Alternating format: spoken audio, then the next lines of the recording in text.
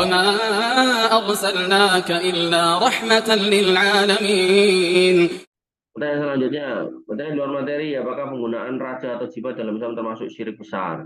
Syirik kecil ya, kalau raja atau jimat termasuk syirik kecil, tidak mengeluarkan dia dari Islam, hanya saja itu syirik-syiriknya sekecil-kecilnya syirik itu ya dosa besar gitu kan.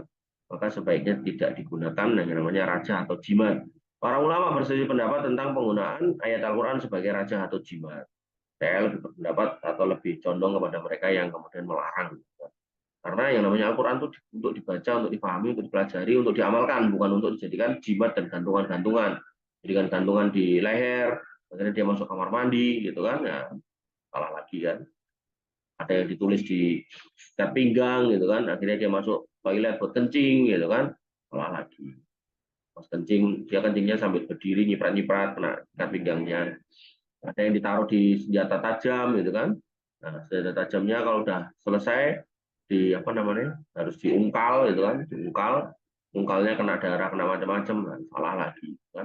Maka yang paling aman ya tetap ya toh bahwasanya yang namanya ayat itu digunakan tidak untuk jimat tapi kemudian dipelajari, dibaca, dipahami, diamalkan, karena tujuan dari Al-Quran itu kan.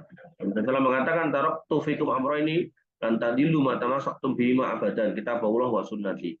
Aku tinggalkan dua hal yang kalau kamu pegang, bimana kamu amalkan, kamu pelajari, kamu nggak akan sesat selamanya. Jadi bukan bermakna dijadikan jimat, tapi dijadikan ilmu, gitu kan. Ya, dikatakan dalam hadis yang lain, al ulama warasatul anbiya, ulama itu pewaris para nabi. Wa innal anbiya lam yuwarisu dinaran wala dirhaman.